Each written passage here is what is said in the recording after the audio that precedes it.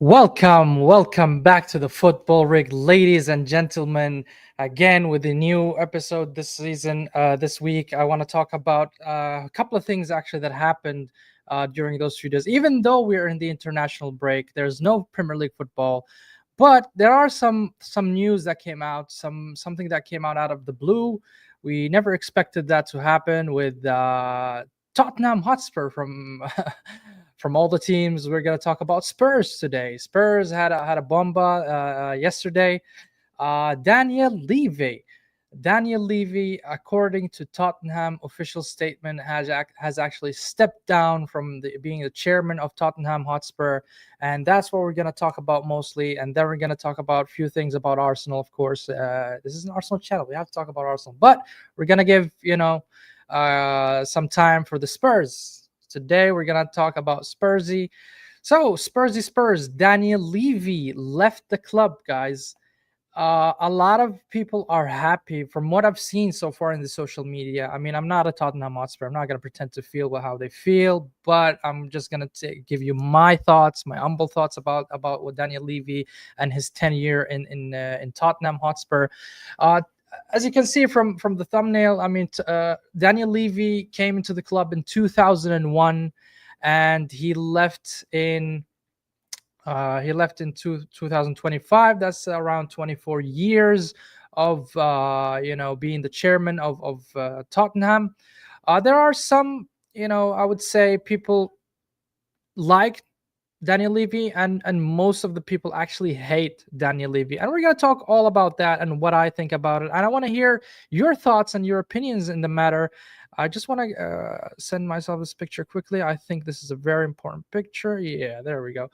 So what we think about Tottenham Hotspur, I'm gonna show you guys in the past, I would say 5 years before Daniel Levy came, how Tottenham Hotspur were when it comes to the Premier League exclusively. I'm not gonna go deeper in any other tournament, so I'm just gonna mainly focus on the Premier League performance of Tottenham Hotspur.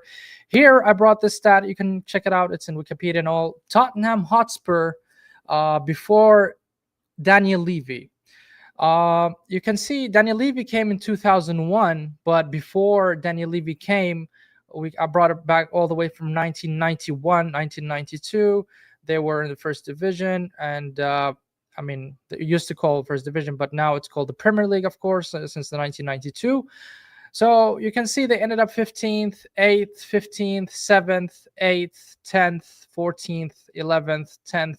So they were nowhere, close to competing whatsoever. Tottenham in the 90s, I would say. I'm not gonna go all the back to the 80s and 70s. This is, I think, it's a redundant topic to talk about. But we're gonna focus, I would say, the 10 years prior Daniel Levy, and we can see that Tottenham were way far from competing. They're nowhere near the top four. They were nowhere near the top six. And when Daniel Levy came in 2001, they still had shit performances. In 02, 03, they were 10th. 03, 04, they were 14th. And then after 04 and 05, we started to see a better Tottenham where they ended up 9th, and 05 and 06, they ended up in 5th. And the second graph that I want to show you is from 06 onward. From 2006 to 2020, I would say 24, 25, because we're still on the season of 25, 26, so it's pointless to talk about it. So they ended up 5th, 11th, 8th, 4th, 5th. So you can see that Tottenham started to be in the top, echelon of the Premier League. They're always here and there. They're always considered to be like the dark horse in the Premier League, but they never actually won it during the tenure of Daniel Levy. And we're gonna say what Daniel Levy actually won in his tenure during his 24 years tenure in Tottenham. So they won 2 trophies, Tottenham, during Daniel Levy's tenure. They won the Carabao Cup, or the League Cup as known. That was back in 08, if I'm not mistaken. And last year they won the Europa League against Manchester United, out of all teams, and they won 1-0 in the final, and they managed to get a trophy, Europa League, under Ange Postecoglou, who got sacked earlier this season and replaced by Thomas Frank. So 24 years and you only have two trophies. From a footballing perspective, in my opinion, that's a failure, right? That's a complete failure. You don't go 24 years with two trophies and you call yourself a big club. This is a complete failure when it comes to from footballing perspective, because that's the barometer of the success of any football club is the trophies. How many trophies you won, how many Premier League, how many Champions League, how many Carabao Cups, and how many even FA Cups. But we cannot deny the fact there was a picture here that I wanted to send myself, is how much the value, and I'm not sure, how trustworthy this source is, but I'm just gonna assume for the sake of it that it's true, and the valuation of the club. I'm gonna just quickly send it. Here we go. From a business perspective, how valued is Tottenham right now compared to Tottenham when Daniel Levy came, right? So that's gonna be surprising for you guys. Of course, we're gonna consider the inflation and all that stuff, but as of the amount is quite hefty. I mean, I want to believe the numbers, but let's see. I'm gonna pull it out quickly. Yeah, let's put it here. Let's just call it value, for example. Okay, let's go back to. Sorry, I didn't do this earlier, but I really thought about it and I wanted to show it to you guys. So I'm going to pull it out here. Okay, so the value of Tottenham went from 80 million pound in 2000, in the year 2000, where Daniel Levy took over, to 2.6 billion, right? So from business perspective, from somebody who did it all alone, right? And no, there's no state-owned clubs. There's no funding from big businessmen like Chelsea, for example, had Abramovich. Manchester City had the Emiratis. Paris Saint-Germain had the Qataris, and now Newcastle have the Saudis, or the PIF, the Public Investment Fund. Tottenham did it, with the grits and wits of Daniel Levy. And I think that's a big shout for him when it comes to the business, how he ran the club. And of course, the stadium that was opened back in 2018, it's from what I've heard, and the ratings of that stadium, it's a really high class and high level, I would say, infrastructure. It's a huge source of income for Tottenham. It puts Tottenham in the board when it comes to the rich clubs, and I think Daniel Levy succeeded in doing that. But again, this is all from business perspective. From footballing perspective, we said it's a failure, winning only two trophies, no Premier League, no Champions League. It's only a Carabao Cup, but they won the Europa League, so that's a credit to Tottenham for winning that the European Cup, which actually made them qualify this season for the Champions League. And they actually played against PSG in the Super League, but the Super Cup, but they actually lost to it by penalties. But we'll see. And now, when we talk about Tottenham in the past 20 years, I think they had a good run sometimes. I mean, also the players they produced. They produced the likes of Robbie Keane. They produced German Defoe. They had Gareth Bale, Modric. We cannot deny, the levels of players that came out of Tottenham and actually went and thrived elsewhere, like Real Madrid. We all see Luka Modric with Real Madrid, won 4 Champions League, or 5 even. Gareth Bale also. And recently when they had Harry Kane, they had Son as well. I mean, that was the best run, where they had second, I think, twice, if I'm not mistaken, and they qualified to the final of the Champions League, where they couldn't win it, but they couldn't really get over the line. And I think that was the closest that they could get for the final of the Champions League. But we're here to say, I want to hear your thoughts, guys, and hit the like and subscribe button if you're new to the channel. What do you guys think of Daniel Levy's tenure in Tottenham? Leave it in the comments, even if you're watching in the replay. I want to hear what's your thoughts. In my opinion, from footballing perspective, he failed, but from a business perspective, I think to a certain degree, I can say he succeeded to take Tottenham from a mediocre-ish team to a rich team that actually can compete in the levels of other clubs and actually put them in the map. Tottenham Hotspur, I mean, some people are going to be happy. I think most of their fans are happy with this because they're sick and tired of Daniel Levy. Others would be maybe furious. They like Daniel Levy for whatever reason.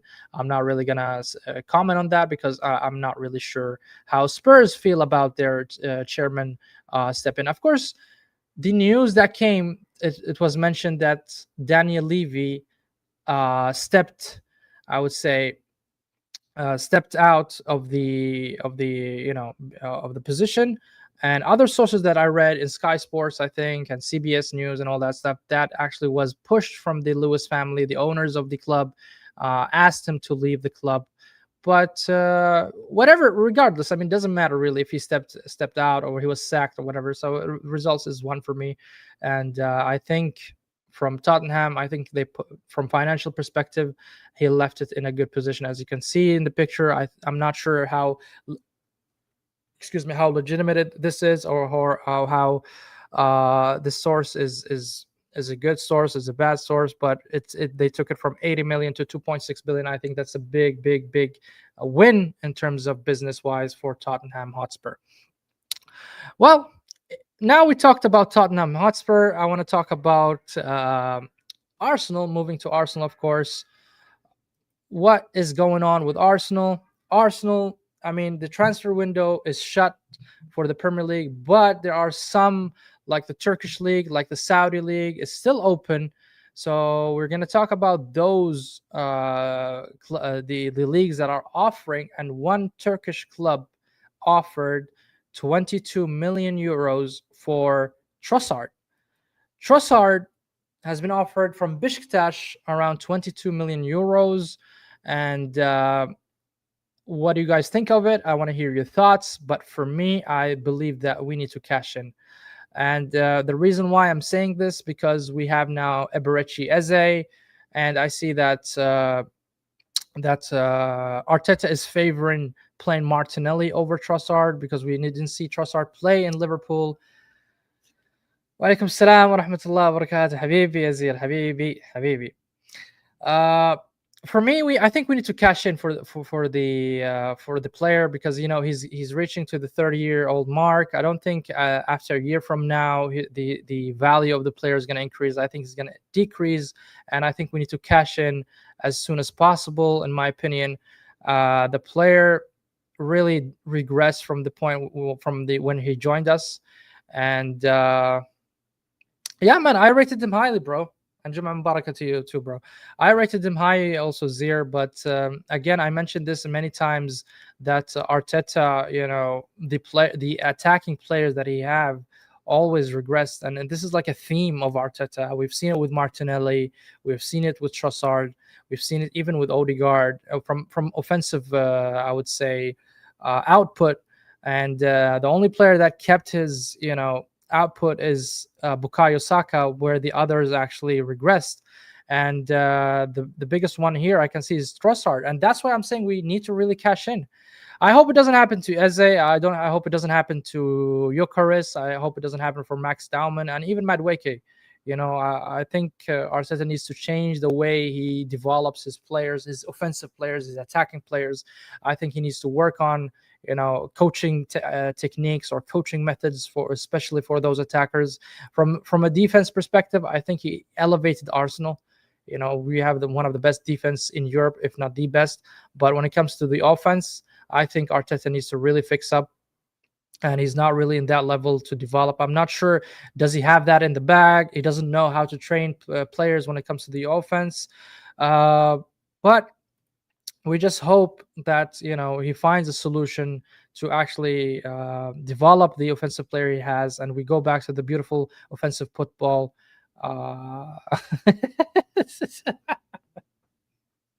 Oh man, yeah, man, he's like a PE teacher, zero creative PE teacher. Those PE teacher, the Egyptians one that we had in school. That's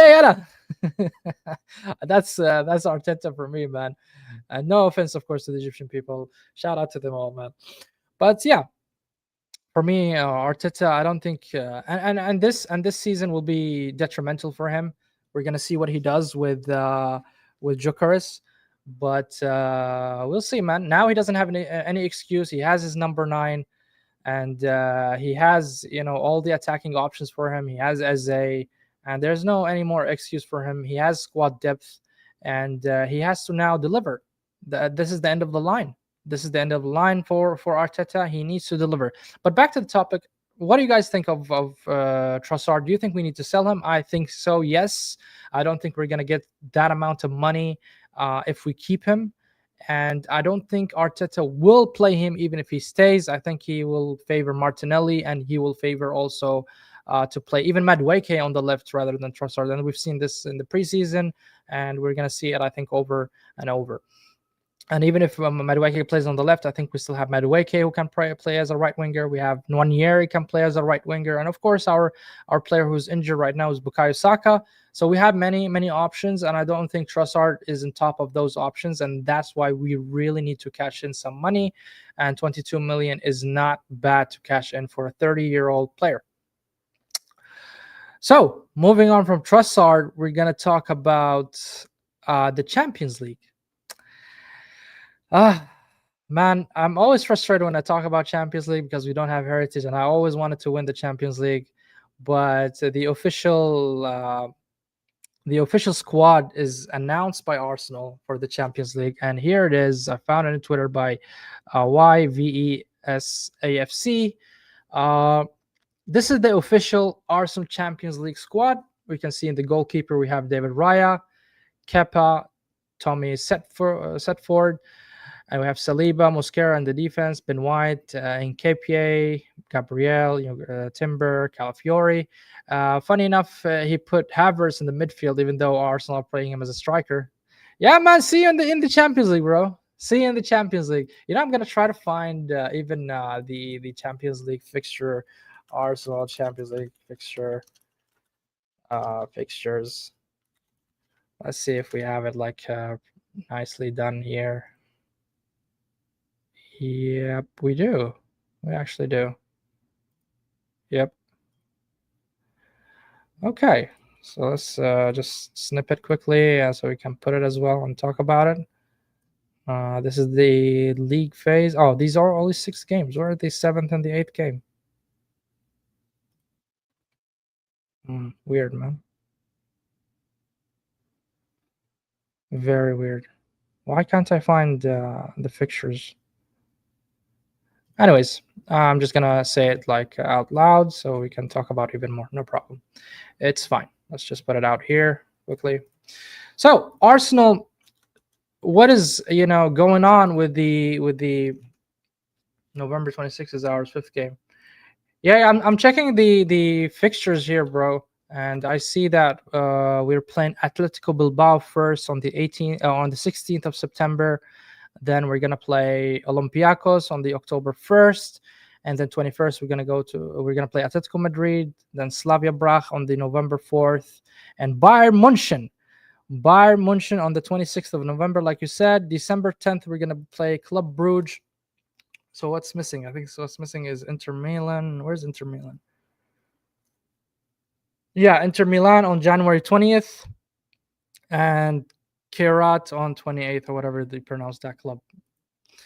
So we have a tough, I wouldn't say a tough, it's kind of mediocre.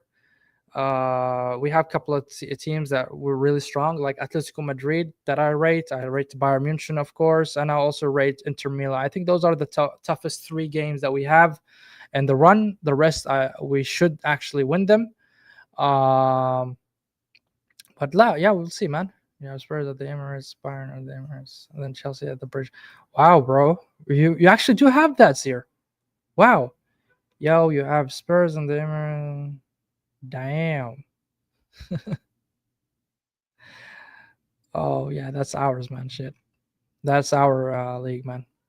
Yeah, it's gonna be tough, man. Look, eventually you're gonna play every single team in the Premier League, and yeah, I mean we're gonna play against them regardless. So for me, the sequence really doesn't matter, because eventually you're going to play them. Is it going to be earlier this season or even later on or in the middle of the season? We're going to play them anyway. So there's no excuse for me to say, oh, we had a very tough month. Oh, it's so difficult for us. I don't fucking care, man. You're going to play them anyway. So why, hassle about it?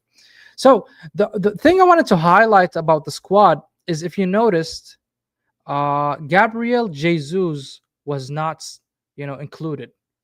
Gabriel Jesus is not included, and that's something significant in my opinion.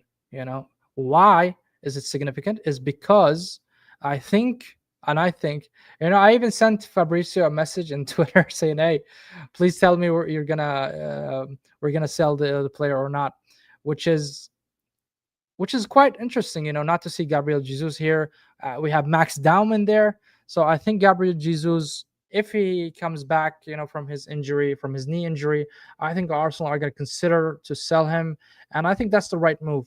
I mean, aside of the player not being reliable, in terms of form, he cannot stay form. You know, yeah, man. Take care, bro. Take care, bro. But slap the like, man. Slap, subscribe, guys, if you're here. In terms of form, he never actually stays form. He's injury prone, and worse than that is he's earning around, if I'm not mistaken, 265,000 pound per week. That's a lot of money to free up. It's almost 300K, and that's a lot.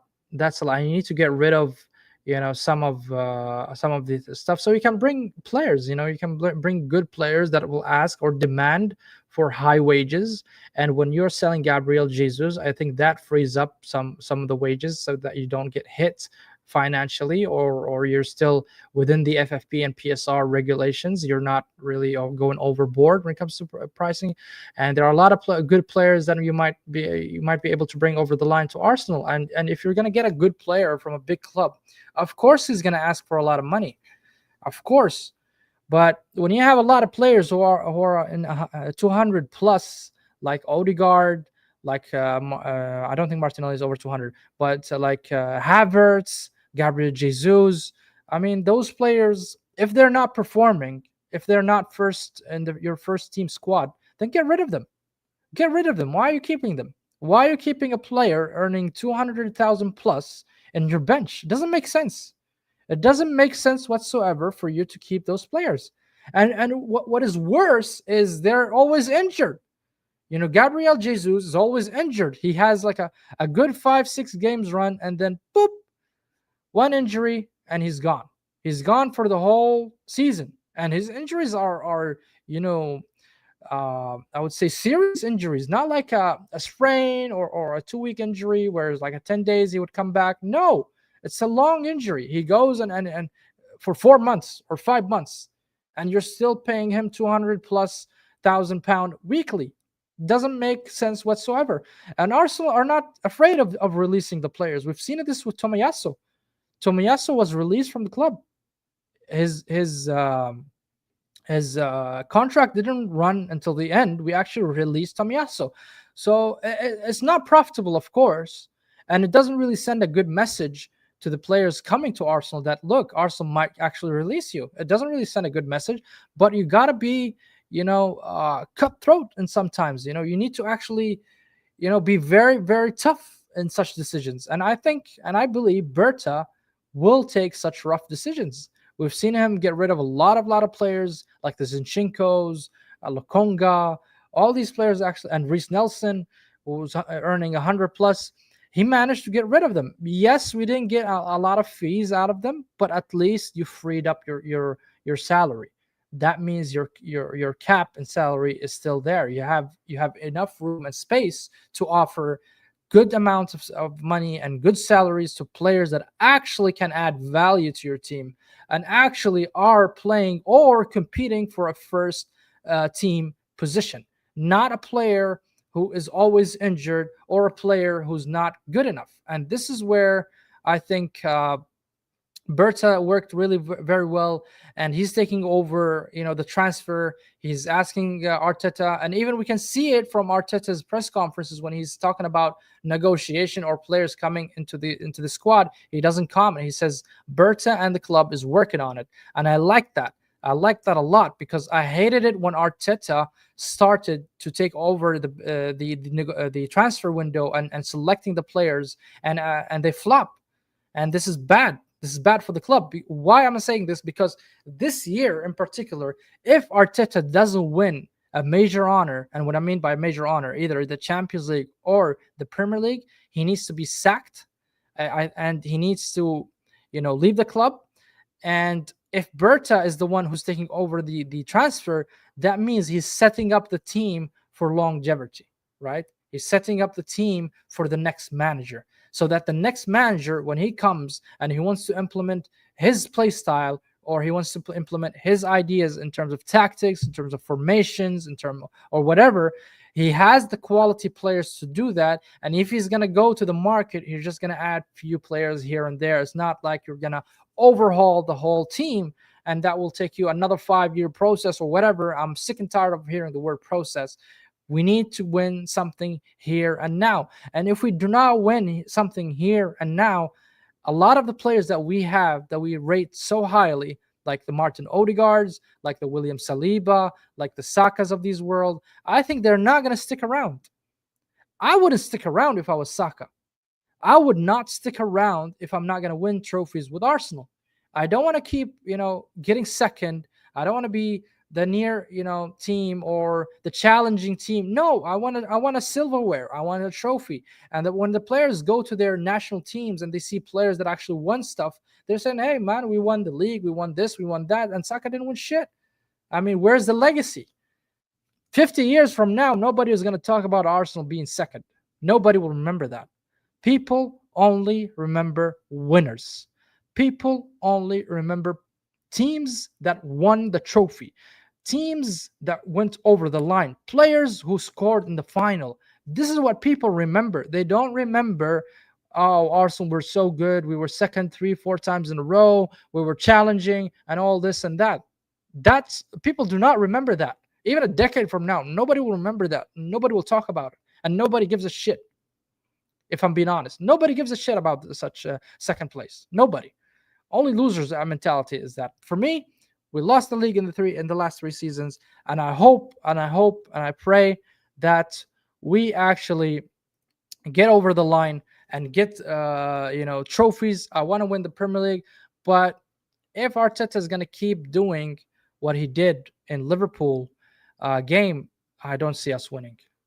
I really don't see us winning, guys. Guys, Arteta needs to grow a sack of balls. Arteta needs to believe in his team. Arteta needs to play the attacking players that he signed, the likes of Eze, the likes of Odegaard, the likes of Nwaneri cannot sit on the bench. This is not acceptable. Not acceptable at all.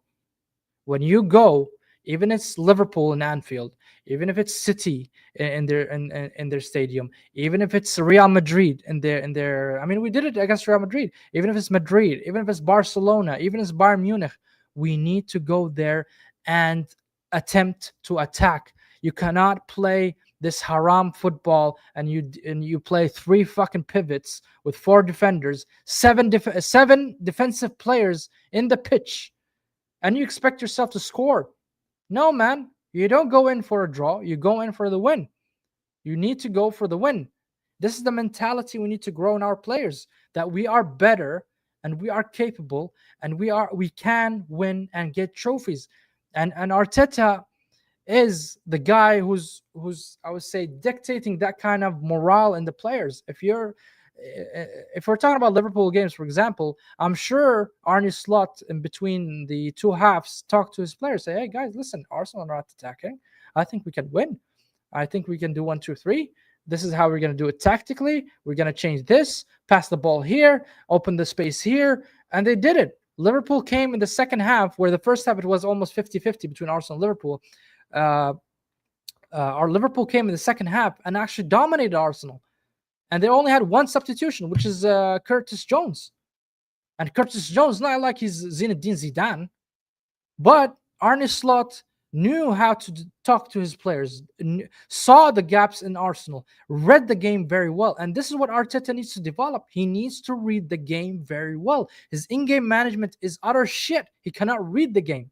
He needs to read the game and dictate it. And you know, the lineup we started with Liverpool is the lineup we end the game if we are actually winning. You go in and you attack. You go in and you attack. This is the mentality you come in with. Even look, I'm happy if we lose 4-3 against Liverpool rather than 1-0. At least we tried. We're going in, we're scoring, we're trying, you know, and not playing this defensive shit football. Because that's not who we are as Arsenal. That's not who we are. And the last 25, 30 years, this is not how we used to play. We play beautiful football, we play attacking football, and that's how we win. Not with defensive play style. And this is what I think about the squad. I think you know, Trossard needs to be sold. Just to recap, guys. First of all, hit the like, guys. Subscribe if you're new to the channel. I'm gonna recap everything we discussed here. Daniel Levy out, right? And we summarized by saying, from footballing perspective, he failed in his tenure, but he succeeded as a businessman, taking Tottenham from 80 million euros to, or pound to 2.6 billion. I think that's a big, massive shout out to Daniel Levy. And when it comes to the trophies, he didn't win shit. We saw it, and even in from 06 onward. This is hold on, let me remove this. The league standing for them, they didn't really win anything when it comes to the league, even Champions League, but they won the Europa League, so that's something to them. And last but not least, Trossard need to be sold. Yes, we need to sell Trossard for 22 million. We need to sell him immediately. If this news is true, we need to sell him immediately to Besiktas. I don't think we're going to recoup any more. I don't think, because look, we missed out on Martinelli. It's been reported that we got offers around 40 million mark, but Arsenal demanded 60 million for Martinelli. 60 fucking million for that bum. Who's gonna buy him from you, man? Nobody's gonna buy him from you. That's not gonna happen. You know, not gonna happen whatsoever. So for me, sell him, and thank you, Trossard, for your time in Arsenal. Thank you for the good moments, but you need to sell Trossard immediately. Cash in. And on that note, guys, thank you very much for watching. Appreciate it. Hit the like, subscribe if you're new, leave a comment, tell me what you guys think, and salam to all people, man.